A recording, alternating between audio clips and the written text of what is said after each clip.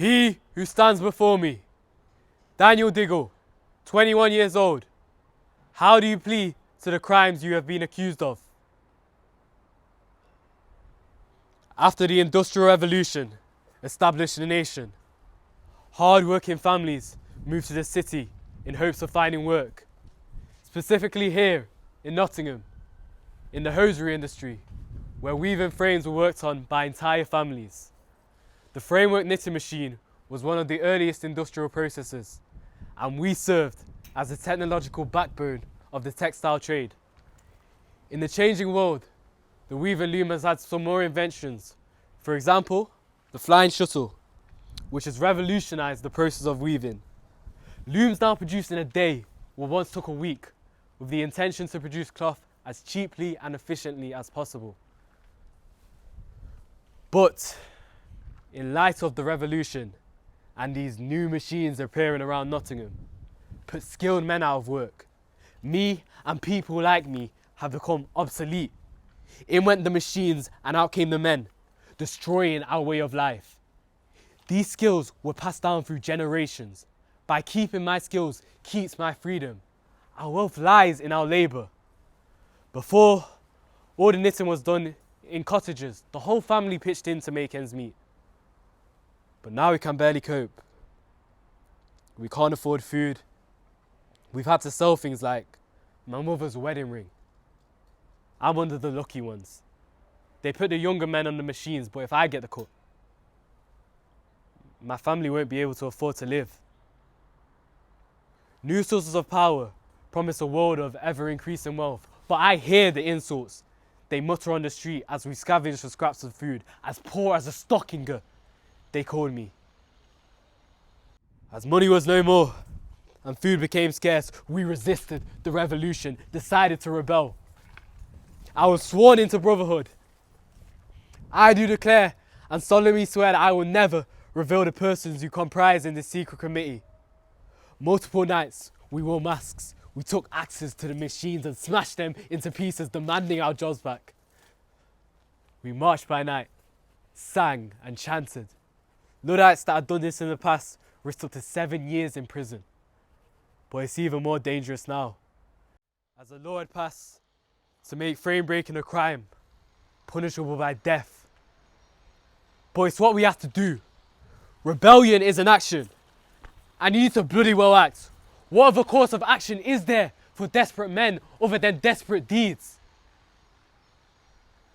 The targets were the new machines being introduced.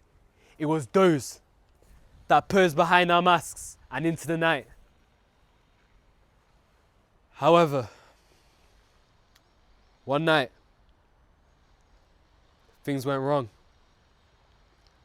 Me and my closest mate, Wooly, we put on our disguises and we made our way to the woolen manufacturer's house of George Kerry.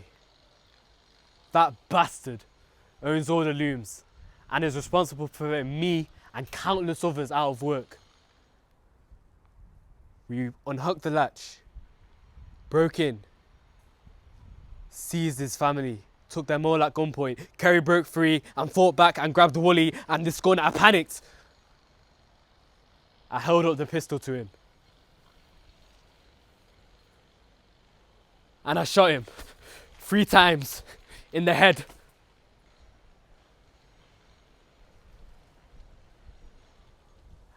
I had no intention of hurting him. We only went to threaten and fight the security of our jobs.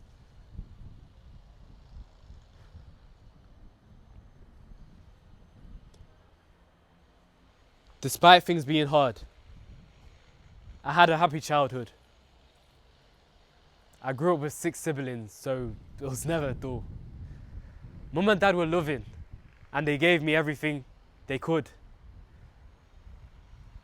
I was even able to go to Sunday school and get a bit of education. By my teens, I was allowed to start my apprenticeship with Grandad on the loom machines. Then when I turned 20 last year, I met my love, Kitty. We'd only been married a few months. It was a small do, but we got married in a church amongst all our family and friends. Then came a surprise, and we got our little baby girl, Sarah Ann. I love her more than life itself.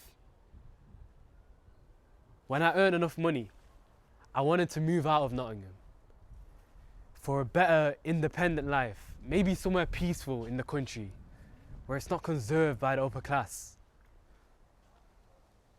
Then, unexpectedly, when I was at home, the police busted through the door of my parents' home and seized me.